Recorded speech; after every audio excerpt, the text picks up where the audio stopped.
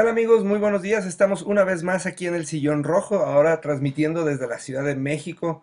Acá nos tocó estar esta mañana, pero con muchas ganas y con mucho entusiasmo estarles compartiendo un poquito de aquello de lo que la Biblia nos habla y de la identidad que tenemos y de quienes podemos ser si nos decidimos ser esas personas que Dios ha decidido que seamos.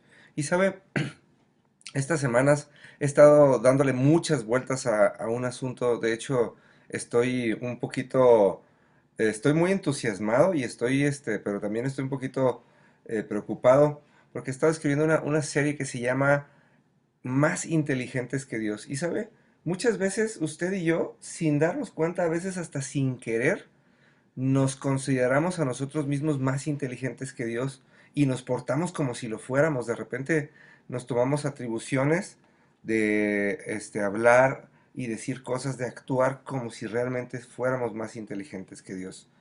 Y estoy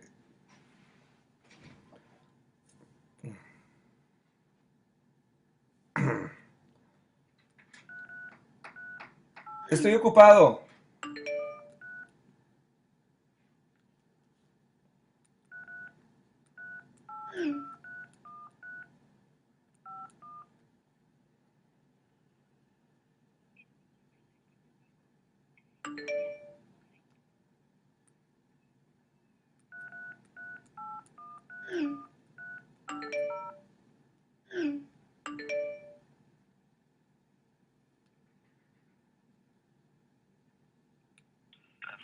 Aquí estoy, no sé por qué se me cortó. Ya estoy desde el celular, ahora sí, méteme. Ok, entonces dejo en línea. Sí. Perdónenme, queridos amigos, tuvimos una pequeña falla técnica, pero aquí estamos de regreso una vez más. Y como les decía, he estado escribiendo estos días y este es un tema que me ha ocupado bastante, el hecho de estar pensando de cuando nos comportamos como si fuéramos realmente más inteligentes que Dios, que de repente tomamos actitudes de cosas o tomamos actitudes en relación a cosas que realmente no nos corresponde y no nos concierne, pero así funcionamos.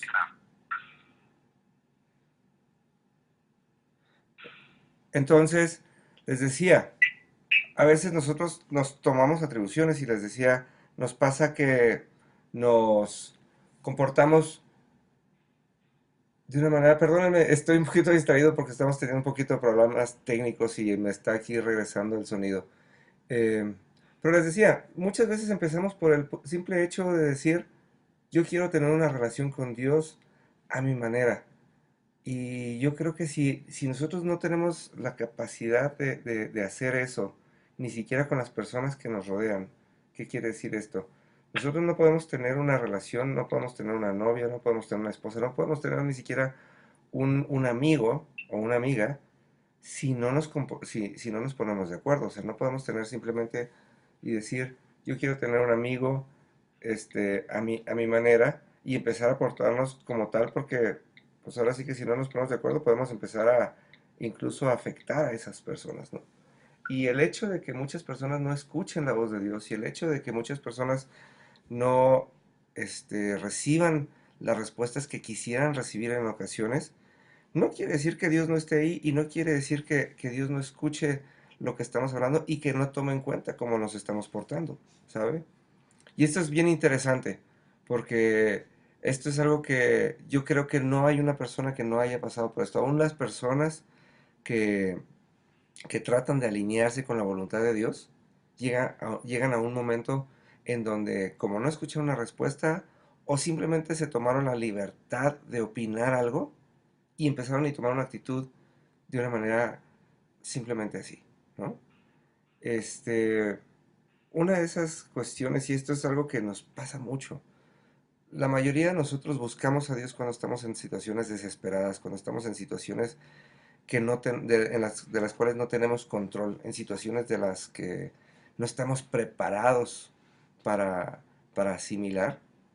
Y entonces lo que hacemos es que y empezamos a rogarle a Dios y empezamos a meternos con Dios. A veces hasta lo tratamos como si tuviera Él una obligación de respondernos en ese momento y de la manera que nosotros queremos. Y luego nos convertimos en seres hasta bipolares porque le gritamos, le exigimos, nos desesperamos con él y de repente decimos, ¿sabes qué? Lo voy a poner todo en tus manos y tú te encargas. Y de repente pareciera que ya nos olvidamos del asunto. Y las cosas no son así. Y fíjese que le voy a contar traigo varios ejemplos el día de hoy, pero le voy a contar uno que traigo días y días y días aquí atorado. Esta es la historia de una mujer viuda. Lo primero que tenemos que entender es que en la Biblia hay una descripción muy puntual acerca del cuidado que Dios tiene para con las viudas, que Dios, para con los huérfanos. Dios toma a estas viudas y Dios toma a estos huérfanos y los hace y mueve a personas alrededor de ellas y mueve todas las situaciones angélicas para que tengan un favor especial para con estas personas y esto lo describe a lo largo y ancho de toda la Biblia. Entonces, la primera parte que nosotros deberíamos de entender es eso. Una viuda tiene un lugar especial en el corazón de Dios y Dios va a tener un cuidado especial de esa persona. Y cuando empezamos a funcionar de esa manera, cuando empezamos a entender de esa manera el hecho de que Dios está preocupado por las personas que no, o por las señoras que no tienen un marido y que lo han perdido, empezamos a ver y a caminar en una dimensión diferente, ¿no? Se los comparto como testimonio personal. Mi mamá es viuda y tiene 17 años de ser viuda y siempre hemos tenido, y sobre todo cuando ella ha orado y cuando ella se pone en línea con Dios y cuando trata de hacer algo, ella tiene respuestas más rápidas que yo y que muchas personas. Y no es porque ella sea mejor o porque tenga una mejor relación con Dios que la que tienen los demás, sino porque entiende que ella tiene línea directa por ese sentido, ¿no? Entonces le decía, está esta historia y está en el primer libro de Reyes, en el Antiguo Testamento, en el capítulo 17, y habla sobre la viuda de Sarepta, ¿no? Entonces estamos hablando de que está Elías, el profeta, y Dios le habla y le dice, ¿sabes qué? Necesito que vayas a Sarepta y ahí hay una viuda por medio de la cual te voy a hablar y necesito que te instales en su casa y la ayudes, ¿no? Entonces Elías se va a este lugar, llega a esta casa, se encuentra con la señora y ahora sí que él llega y se instala en su casa, tal cual. Y le dice, bueno, ahora necesito que me des de tomar y necesito que me des de comer. Y la viuda le dice, ¿sabes qué? Y me encanta porque esto es algo que nos pasa mucho. La mujer le dice, vive tu Dios, que nada más tengo un puño de aceite, de harina y un poco de aceite y estaba a punto de hacerme una torta de pan y después de eso me iba a dejar morir con mi hijo. Y me llama mucho la atención porque esto es algo que pasa mucho. Le dice, vive tu Dios, ya no le dice, vive mi Dios. O sea, ella ya había decidido que Dios le había fallado. Ella ya había decidido que las cosas no eran como, como la gente decía. Ella decía, la Biblia dirá lo que quieras, pero mi realidad es otra. Y entonces, esto es exactamente igual que cuando decimos hoy en día, eh, oye, tú que estás más cerca de Dios, ¿sí? De repente la gente se construye un Dios alterno a lo que nosotros normalmente conocemos. Imagínense qué terrible, porque la Biblia dice que Dios es omnipresente, o sea, Dios no puede estar más cerca ni más lejos de nadie, ni nosotros nos podemos alejar ni nos podemos acercar a Dios. Dios está ahí y de repente vienen y te dicen, tú que estás más cerca de Dios y le dices, ¿cómo le hago? O mejor platícame la receta de cómo le hiciste tú para alejarte de Dios, porque así si me quiero portar mal, pues también yo me alejo de vez en cuando, ¿no? Entonces la mujer esta le dice, vive Jehová tu Dios. Y le dice, no tengo pan cocido, solamente tengo un puño de harina y un poquito de aceite en una tinaja. Y estaba juntando leña para hacerme mi último bocado de pan. Y porque me voy a dejar morir con mi hijo. Y entonces, si nos ponemos nosotros a pensar en esto, y eso es interesantísimo, ¿cómo le hace a alguien para dejarse morir? Imagínense la cantidad, bueno, más bien el tamaño del berrinche que estaba haciendo esta mujer, ¿no? Porque para dejarte morir van a pasar varios días. Yo he pasado 40 días sin comer y no me muero, ¿no? Entonces, es cuando dice esta mujer, yo ya no voy a hacer nada. Yo ya le pedí todo a Dios. Yo ya dije que tuve toda la fe y ahora sí, ya Dios no es mi Dios, Dios es tu Dios. ¿Sí? Y tan vivo ha de estar tu Dios que te trajo hasta acá, pero yo me voy a dejar morir. ¡Wow! ¿No? ¿A usted le ha pasado esto alguna vez? ¿Alguna vez ha dicho, yo ya no voy a hacer nada? Yo ya le puse sus cosas en sus manos a Dios y yo ya no voy a hacer nada. Que Dios se encargue, ¿no? Una, una gran amiga, de hecho, ha estado aquí con nosotros el programa, la profeta Isabel Contreras, ella dice constantemente, la fe sin acción es ilusión. Eso quiere decir, así de sencillo, que si no le ponemos un poquito de acción a lo que creemos, no vamos a recibir lo que esperamos. Porque nada más ni siquiera hemos consultado a Dios para ver si Dios quiere que nos movamos en ese tenor. ¿Nunca se ha puesto a pensar en eso? Qué interesante, ¿no? Dios es un Dios que lo planeó todo. Por eso, y recurro y lo repito muchas veces en este programa, empecemos por definir la fe. Hebreos 11.1 dice, la fe es la certeza de lo que se espera y la convicción de lo que no se ve. Pero no es la certeza de lo que usted y yo queremos, sino de lo que esperamos. ¿Y qué esperamos? El cumplimiento de la palabra. Y la convicción de lo que no vemos, las cosas de la palabra de Dios que todavía no suceden. Entonces, tenemos un montón de promesas en la Biblia y esa es la parte que a mí me encanta, donde tenemos que sentarnos a leerlas para saber a qué vamos a aspirar. Y cada vez que vayamos usted y yo a la Biblia, nos vamos a encontrar con el hecho de que las promesas de Dios son más grandes que nuestras necesidades.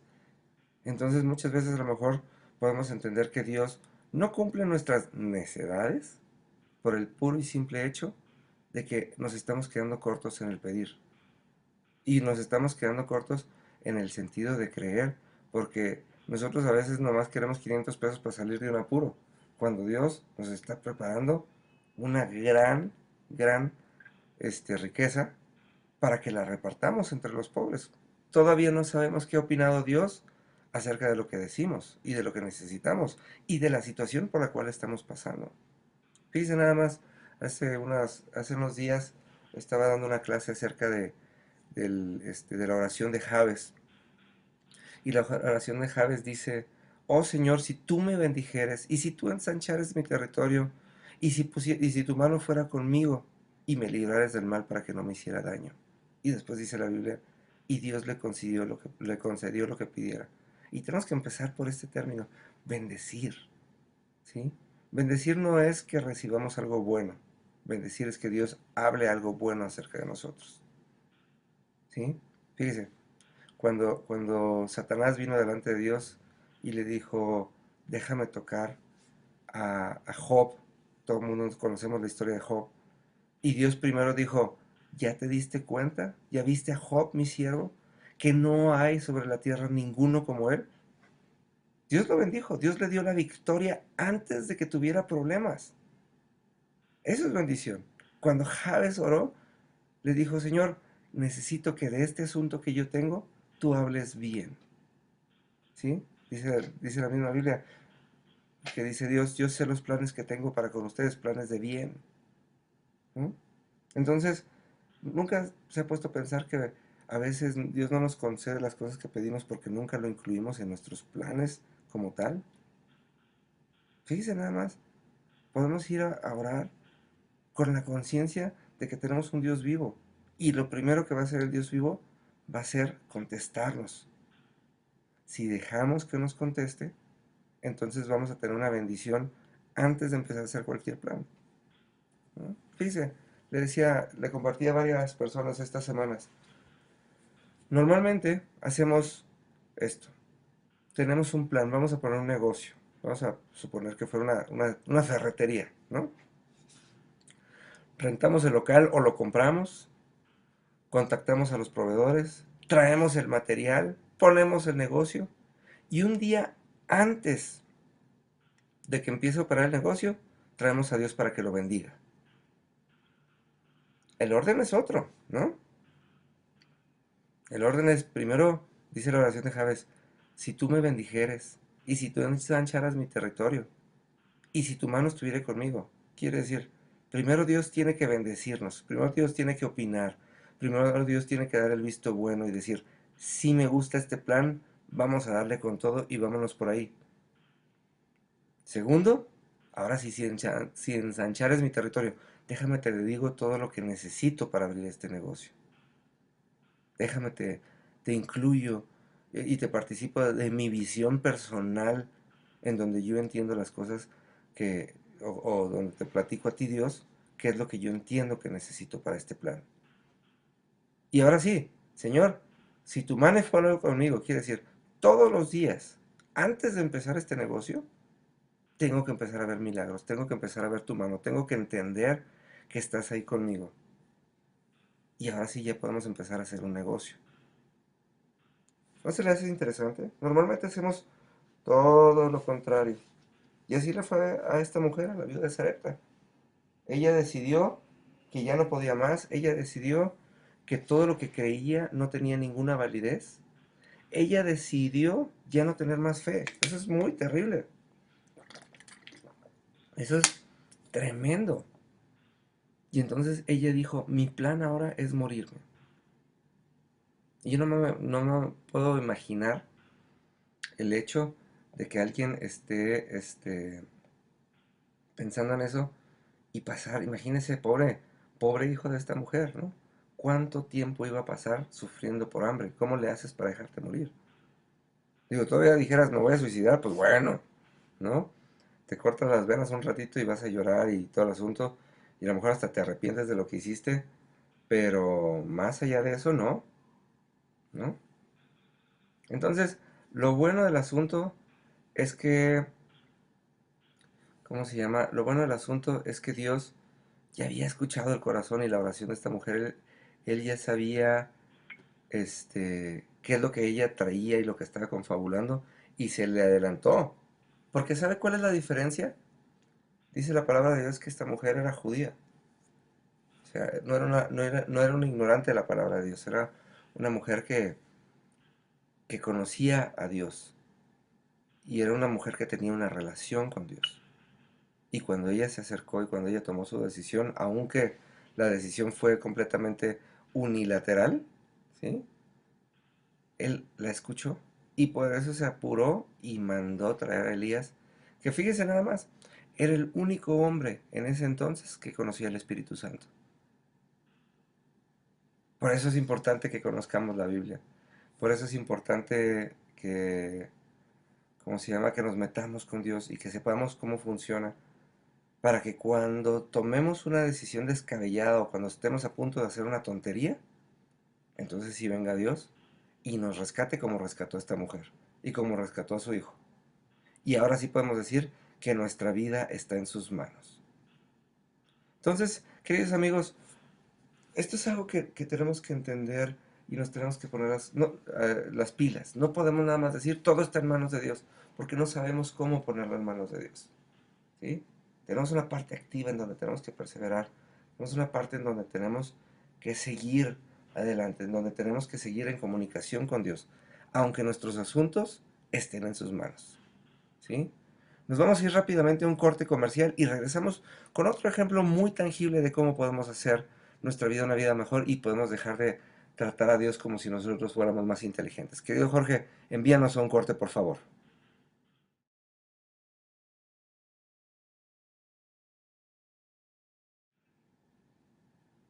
Pues estamos de regreso, queridos amigos, y me da mucho gusto estar este sábado con ustedes y la verdad me gusta este tema, me gusta estar pensando en lo que hacemos y luego el poder prevenir el hecho de que luego tomamos actitudes equivocadas y que de repente pareciera que nos creyéramos más inteligentes que Dios.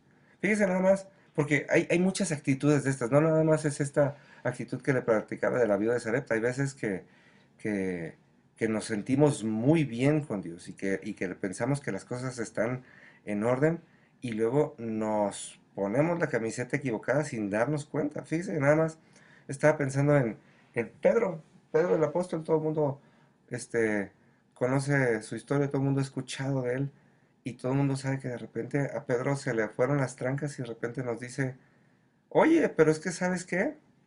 Yo puedo más que tú. Fíjense nada más, estábamos nosotros en el... válgame Dios, ya me apunté en los tiempos. Estaba Pedro y estaba Jesús en los tiempos de de que Jesús iba a ser tomado prisionero. Y Pedro sabía que Jesús era el Hijo de Dios. Pedro sabía que Jesús tenía las facultades de Dios. Y viene Jesús y le dice, ¿sabes qué, cuate? De aquí a que yo me muera y de aquí a que yo amanezca, ¿sí? Van a pasar 3 ocasiones en las que tú me vas a negar a mí. 3 ocasiones. Y todavía viene Pedro y le dice, antes me muero, pero yo no te voy a negar nunca. Y te quedas pensando en que dices, ¿sabes qué? ¿Cuántas veces nosotros hemos declarado que sí podemos algo que Dios dijo que no podemos? Porque se le olvidaba a Pedro que Jesús era Dios. Y si Jesús se lo está diciendo, no era porque fuera una alternativa y no fuera porque le diera opción, no era un reto, era un hecho. Y era un hecho porque Jesús necesitaba demostrarle una vez más a Pedro, en caso de que fallara, en caso de que claudicara, en caso de que llegara a dudar, necesitaba demostrarle, yo soy Dios. Por encima de lo que tú crees y por encima de lo que tú entiendes, yo soy Dios. Y tengo la capacidad de entender el futuro. Y sé lo que te va a pasar a ti. Y como sé qué es lo que te va a pasar a ti, también conozco tu corazón y sé cómo vas a reaccionar. Y sé que a la hora de la hora te vas a rajar. Y no es algo que... Y esto no hace a Pedro malo. Al contrario, lo hace muy bueno porque esto quiere decir, Dios conocía su corazón tanto que sabía cuáles eran sus puntos débiles, ¿no? Y entonces, con toda la libertad del mundo, ahora sí le dices, ¿sabes qué? Tú me vas a fallar a mí, porque esta parte de tu corazón todavía no está listo como para ir por encima de todo lo que, de todas las adversidades. Todavía no estás listo, como para venir y decir, Él es mi Dios por encima de mi propia vida. Y esto no nos hace malos, ¿sí? Esto es un recordatorio para que usted y yo dimensionemos nuestra vida, dimensionemos nuestra realidad como lo tuvo que hacer el mismo Pedro, ¿sí? Pero él se entendió más inteligente y le dijo, no, estás loco. ¿Y sabe qué es lo que le pasa? Y esto es por lo que me gusta comentárselo. Porque no es no es importante el hecho de que él se haya ido de boca y haya dicho las cosas. El problema fue el sentimiento que tuvo después de la culpa que lo azotó, ¿no? Porque es muy, muy difícil empezar a caminar por la vida y sobre todo de la mano de Dios con un sentimiento de culpa. Eso es algo muy, muy, muy difícil. No podemos, o sea, realmente, por más que quisiéramos, tenemos que dar cuenta que como si tuviéramos una piedra del tamaño de una pelota de tenis en el zapato. Porque todo el tiempo la culpa nos va a estar recordando que no pudimos. ¿Sí? Entonces, ¿cómo se llama? Eso es algo que necesitamos tomar en cuenta. Que necesitamos escuchar primero a Dios. Y esto es importante. Antes de opinar, antes de decir, antes de siquiera abrir la boca, tenemos que escuchar a Dios.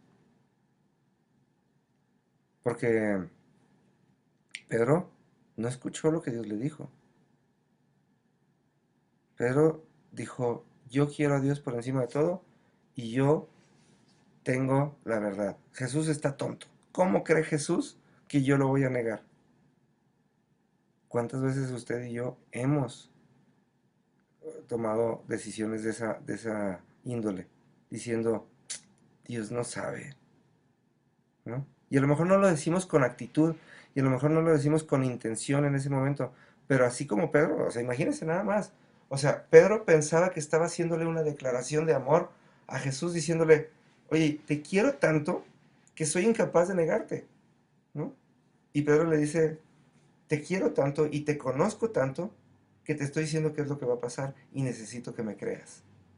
Necesito que me pongas atención y necesito que te cuides, porque lo que estaba previniendo Jesús es que no quería que Pedro se metiera en problemas y menos que lo fueran a meter a la cárcel a él también por causa de Jesús, ¿sí? Porque era que la intención aquí era guardar su vida y sobre todo dejar claro, este no es cualquier cuate, este es Jesús al que están crucificando, al verdadero, único y auténtico Hijo de Dios, ¿no? Y de repente dice Pedro, yo soy más inteligente que el Hijo de Dios. ¡Wow! Eso está bien grueso, ¿no? Yo sí me he puesto a preguntarme cuántas veces he hecho ese tipo de aseveraciones. Porque de repente nos llenamos de emoción. De repente, fíjese nada más, póngase a pensar en esto. ¿Cuántos actos de fe hemos hecho? Y perdóneme quien opine diferente, pero mire nada más, póngase a pensar. Jesús solo dijo decenas de veces. Dios no quiere sacrificios. ¿Y qué es lo primero que hacen? ¿Cuánta gente va y ofrece sacrificios? ¿Cuánta gente va y hace peregrinaciones? ¿Cuánta gente va y pasa tiempos terribles ofreciéndoselos a Dios? Y entonces dices, ¿por qué te tomas? Y es y la reacción de Pedro es exactamente la misma. La gente que va y se toma la libertad de hacer sacrificios, de hacer peregrinaciones, de ir a cumplir mandas, ¿sí? Perdónenme los que opinen diferente. Yo nada más le puedo hablar de lo que dice la Biblia, no le puedo decir lo que usted crea. Pero Dios nos dice exactamente lo contrario. Dios nos dice, no me gustan los sacrificios. Y nosotros en un arranque de amor y de una necesidad de expresar nuestra fe, echamos por tierra todo lo que Dios pudiera haber dicho y decimos, mi opinión es más importante que la tuya. Y sopas. No nos damos cuenta que, por un lado, hacemos algo que disgusta a Dios y número dos, hacemos algo que nos hace perder el tiempo. Porque, qué es el ir a hacer algo que va en contra de Dios, sino una pérdida de tiempo? ¿No? Yo no sé, de hecho es algo que tengo que echarme de tarea y tengo que consultar históricamente. Yo no sé qué hizo Pedro exactamente en esos momentos. Pero conociendo a Pedro de acuerdo a las escrituras, lo más seguro es que ahora sí que el muy menso se haya ido a, a parar en medio del tumulto, en medio donde estaba la gente, en donde estaban todos los guardias, para demostrarle a Dios y demostrarse a sí mismo que no iba a fallar. Porque era un hombre, dice la palabra, que era un hombre de ímpetu, era un hombre orgulloso, era un hombre que ahora sí que se enojaba y rabiaba, ¿no? Y entonces, ¿y qué hizo? Pues lo más seguro, y ahora sí, esto no dice la Biblia, esto es lo que opina René Giseman. Él fue y se paró en medio ahora sí que como dice mi mamá, se fue y se puso en el ponedero, se puso en donde lo retaran. Y cuando le preguntaron, ¿este viene con Jesús? Ahora sí, se dio cuenta que Jesús tenía la razón. Y le pasó 3 veces. Le pasó 3 veces. Y entonces, ¿qué le sucedió? Que pasó un gran tiempo con una gran culpa y con un gran arrepentimiento. Inútiles. Porque ya le habían dicho que no podía. ¿Sí? Ya le habían dicho que no podía. Su historia pudo haber sido de dos maneras. Se pudo haber sentado en una banca a esperar y a lo mejor pudo haber venido alguien y se sentó enseguida de él y le decía, ¿tú vienes con Jesús? Y él dice, no, no vengo con Jesús. Pero fue y puso su propia vida en peligro. Muchas veces hacemos esas cosas. Nos sentimos tan inteligentes y sentimos que sabemos más de lo que realmente sabemos y nos vamos impulsados por un sentimiento. Y fíjense nada más qué interesante punto. Tanto la mujer del ejemplo que le platicaba hace un rato, como Pedro, cometieron errores basados en sus sentimientos. Y ambas personas, y bueno, no, está mal dicho, o muchas veces nosotros creemos que la fe es un sentimiento y estamos esperando que sintamos el tener fe cuando no es por ahí la cosa, ¿no? Al contrario, por eso dice la fe es la certeza de lo que se espera y la convicción de lo que no se ve. Eso es lo que dice la Biblia. En ningún lado le dice es lo bonito que usted siente cuando se porta bien, porque mucha gente está esperando tener un sentimiento bonito o la ilusión que siente cuando quiere algo y dice yo tengo fe en que Dios me lo va a hacer. Y no, la fe tiene que ver con lo racional mucho más allá que con lo sentimental. Y eso es algo que nos puede meter en problemas. Los sentimientos, y mire, no le estoy diciendo que no sienta, le estoy diciendo que tenga control de lo que siente. En la famosa clase de los jueves que damos, siempre se los recuerdo. Les digo, hay que cambiar cada sentimiento por un pensamiento. O sea, porque siempre tenemos que saber de dónde viene este sentimiento y a dónde nos va a llevar. Afortunadamente Dios nos puso un montón de ejemplos ahí mismo en su Biblia para que no tengamos problemas, para que no nos confundamos, para que no nos metamos en líos nada más por decir algo arrebatadamente. ¿Sí? No podemos sentirnos más inteligentes que Dios, no podemos seguir un sentimiento que luego nos ande correteando como el sentimiento de culpa correteaba a Pedro porque andaba de listo, ¿no? Entonces, queridos radioescuchas, cuando pensamos en nuestra fe, cuando pensamos en nuestra identidad como hijos de Dios, por eso la Biblia nos dice, tenemos que ser imitadores de Cristo, ¿sí? A mí me encanta que Jesús decía, de cierto os digo, ¿sí? O sea, les decía, lo que les estoy diciendo no lo estoy sintiendo, estoy seguro de lo que estoy diciendo. Cuando Jesús tenía hambre, pasó 40 días en el desierto, ¿sí? Sin comer. Y entonces llega Satanás y le dice la Biblia. Fíjese nomás, dice la Biblia que si tú le dijeras a este par de piedras conviértanse en pan, se van a convertir en pan. Y lo decía más o menos así, pero estaba tragiversado. Y lo único que le está diciendo es que yo sé que tú sientes hambre. Y entonces le dice Jesús, de cierto te digo. O sea, sí, sí siento hambre y sí quisiera. Estoy desesperado por comerme un bocado de pan. Pero te voy a decir, dice la palabra, que no solo de pan comerá el hombre, sino de toda palabra que sale de la boca de Dios. Fíjense nada más, estamos en el mismo ejemplo que lo que platicábamos hace un momento con Javes, ¿sí? Javes lo primero que buscó en su petición fue la bendición. La bendición es la palabra que sale de la boca de Dios. Exactamente lo mismo lo mismo es lo que está haciendo eh, Jesús. Es el mismo Dios, está pasando exactamente lo mismo.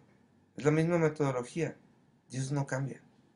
Dios no es un Dios circunstancial, jamás va a ser un Dios circunstancial. No es que Dios se acople a nuestras situaciones, sino que nuestras situaciones se acoplan a la palabra y en esa manera, y más bien, y de esa manera garantizamos tener éxito en todo. Piénselo así, porque así es. Esa es la ventaja y la garantía de vivir a prueba de errores. Es bien interesante. A veces no pareciera que no lo pareciera algo difícil de entender, pero por eso la gente piensa que la fe es difícil, pero la fe es fácil, porque ahí está escrito y así como está escrito, así es, ¿no? Pedro tuvo de dos. Se pudo alimentar de lo que salió de la boca de Dios, decir, ¿sabes qué me vas a negar? Pero él opinó diferente. Y en un momento se sintió más inteligente que Dios. Queridos radioescuchas, nos vamos rápidamente a un corte. Vamos a pedir a Jorge que nos envíe el corte y regresamos. Les recordamos los teléfonos de cabina 38 13 13 50, 38 13 13 51. Háganos llegar sus comentarios. Envíanos al corte, Jorge.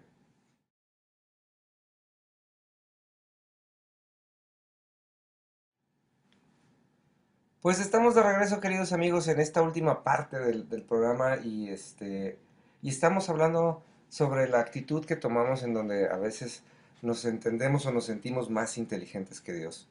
Y bueno, hablábamos hace un momento sobre la viuda de Sarepta, que fue la mujer que decidió que ya lo sabía todo y que ya lo había creído todo y que ya no podía tener más fe y que decidió simplemente no hacer nada, ¿no? Que decidió simplemente dejarse morir y en vez de comentarle a Dios su, su necesidad.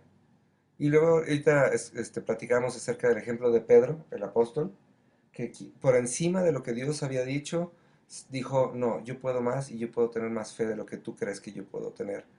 Y entonces negó el hecho de que iba a negar a Jesús, ¿no? Y como dice el dicho, ¿no? Ni tanto que queme el santo, ni tanto que no lo alumbre. Tiene que haber un orden siempre, tiene que haber un equilibrio. Y una de las cosas que a mí más me gustan y de las cosas que más disfruto de, de tener una relación con Dios es que Dios siempre tiene un equilibrio. Dios es un Dios justo, Dios es un Dios con parámetros. Y le quiero comentar una historia. Mucha gente conoce o ha escuchado la famosa historia de María y de Marta, ¿no? Y María y Marta eran dos hermanas, hermanas del famoso Lázaro, aquel que Jesús resucitó. Y estas mujeres lo que hacían es que ellas eran parte de una familia muy cercana a Jesús. Ahora sí que estas personas eran personas amigas personales de Jesús. Eran de esas, perdóneme usted, eh, eran de estas personas en donde Jesús tenía toda la tranquilidad de llegar a su casa sin aviso y no iba a nada más que a pasar un buen rato. Ahora sí que eran sus cuates. Entonces, imagínense el grado de confianza que había, ¿no? Y estas personas, aparte digo, ahora sí que, y esto es algo que le pasa a usted y me pasa a mí.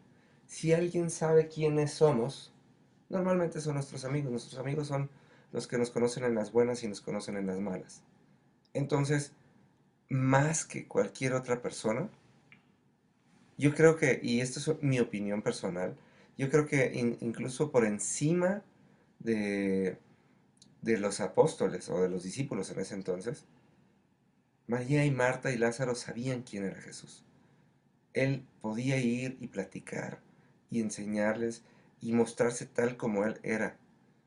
Él podía ir a descansar a casa de estas personas. Entonces, imagínense el grado de confianza que existía entre ellos. Entonces, dice la Biblia que llega Jesús a esta casa y lo primero que hace Marta es se pone, pero afanosa, y se pone a limpiar, y se pone a preparar de comer, y está como loca tratando de agradar a Jesús. Por mientras María llega y se sienta a los pies de Jesús. Yo me quiero imaginar que se sentó él en un sillón, en una banca, algo así, y ella se sienta a sus pies y se pone a pasar tiempo con él. Se deja acariciar por Jesús, lo acaricia ella a él, como los amigos se hacen. Digo, hoy en día le llamamos hacerse piojito, creo, ¿no? Algo así. Entonces, y le dice Marta a Jesús, oye, ¿no crees tú que María, en vez de estar sentada perdiendo el tiempo contigo, debería estar aquí conmigo ayudándome a limpiar? ¡Wow! ¿No? Y esto se lo puedo decir porque a mí me pasa muy seguido, ¿sí? Yo tengo la gran bendición de tener muchos amigos y tengo amigos en donde tengo toda la confianza de llegar a sus casas y simplemente pasar un muy buen rato. Y lo que y sí es muy desesperante, a menos que estén haciendo comida, ahí sí nunca los interrumpo porque la comida es tema sagrado, obviamente. Pero de repente hay personas que están trabaja y trabaja detrás de uno y haciendo y poniendo y quitando y pareciera pareciera uno que más que darles gusto porque fue uno a visitarlos, les está uno estorbando. ¿Le ha sucedido eso? A mí sí, ¿no? Y de repente llega la otra persona y se sienta con uno a platicar y luego le dice el que está gorro, haciéndolo sentir incómodo a uno, oye, mejor dile al que está ahí sentado contigo que venga a ayudarme, para que seamos dos haciéndote sentir incómodo en vez de dos pasando tiempo de calidad contigo. Y esto nos pasa muchas veces. La gente cree o tiene la idea de que a Dios lo vamos a convencer o lo vamos a conquistar por medio de las cosas que hagamos. ¿Sí? Hay gente que ahí anda en el comité de la casa hogar y en los rotarios, de aquí y allá y ta, ta, ta. Y se le olvida la parte más importante, que es la parte del tiempo de calidad con Dios. Primero tenemos que sentarnos a los pies de Dios, primero tenemos que poder platicar con Él, primero tenemos que poder hacer las cosas, bueno, más bien entender el corazón de Dios para luego podernos levantar y hacer cuando hayamos terminado de tener intimidad. Y la intimidad es una cosa muy tremenda. La intimidad es una cosa muy delicada. La intimidad es algo que deberíamos de perseguir siempre. ¿No? Entonces, póngase a pensar en esto. Tenemos aquí en el ejemplo dos hermanas que estaban haciendo las cosas correctas, porque las dos cosas son correctas, pero una lo estaba haciendo en el tiempo equivocado. Y esa es la parte que tenemos que entender. Hay gente que dice los tiempos de Dios no son los tiempos de nosotros, y yo no entiendo de dónde sacan esas cosas. Cuando uno pasa tiempo, ahora sí que cuando uno pasa tiempo con Dios, siempre va a entender el tiempo correcto para hacer las cosas. De eso nos habla la Biblia. Dios nos habla de que Él quiere que seamos sus amigos, porque cuando somos sus amigos nos revela el futuro. Entonces, cuando nos revelan el futuro por adelantado, pues ya estamos en el tiempo de Dios, ¿qué no? Fíjense nada más. Pobre Marta. Y por eso Jesús mismo le llama, ay Marta, qué afanada. ¿Sí? No te estás dando cuenta de que te estás perdiendo el tiempo aquí conmigo. Y sobre todo porque para esos entonces Jesús ya había anunciado la muerte su propia muerte. Entonces, ellos no sabían si físicamente iba a ser la última vez que lo vieran. Y esa es una de las partes que nos cuesta trabajo de entender. Oye, si va a ser la última vez que te encuentres cara a cara con Jesús, pues mejor pasas tiempo con Él en vez de estarle demostrando todas las cosas que sabes hacer, ¿qué no? Lo mismo le pasa, lo mismo le pasó a Marta. Ella decidió que necesitaba mostrarse, ahora sí que muy, no me gusta la palabra religiosa. Ella quiso demostrarle su fe a Dios, a Jesús. Jesús muy probablemente les había enseñado acerca de la excelencia y acerca de hacer las cosas siempre a tiempo y de estar siempre, ahora sí que dispuestos a hacer todo lo que se necesita hacer. Y María simplemente entendió y dijo, wow, Jesús vino, vamos a pasar tiempo en su presencia, tiempo de calidad, vamos a escuchar qué es lo que nos tiene que decir, porque lo más probable es que nos bendiga, lo más probable es que nos diga algo bueno, que nos dé una instrucción, que siembre en nosotros poder. Porque fíjese nada más, y este es otro concepto que he traído todos estos días. Cuando yo le digo a usted todo el tiempo que tenemos que meternos con la palabra de Dios y que tenemos que conocer la Biblia, es por esto. La Biblia no está para convencerlo a usted y no está para convencerme a mí. La Biblia está para crear. Cada vez que Dios abre su boca y aquí, y cada vez que Dios dice algo, algo sucede. La palabra de Dios siempre tiene un efecto dinámico, ¿sí?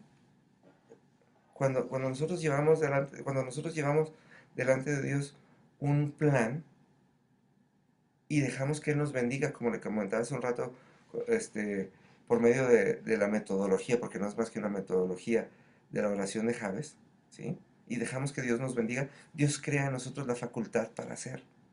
Y después de que creó la facultad para hacer, entonces Ahora sí ya podemos hacer porque ya estamos configurados de esa manera.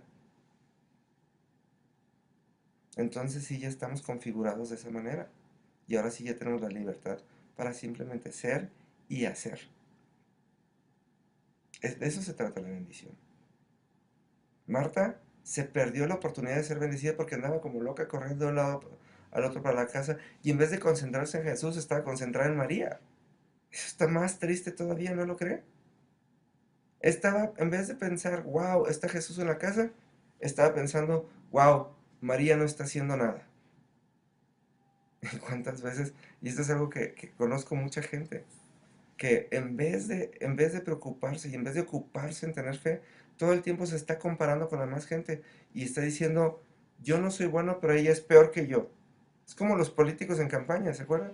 Antes los políticos hablaban de las cosas que iban a hacer y de las cosas y de qué es lo que los hacía un buen candidato para poder ocupar un puesto.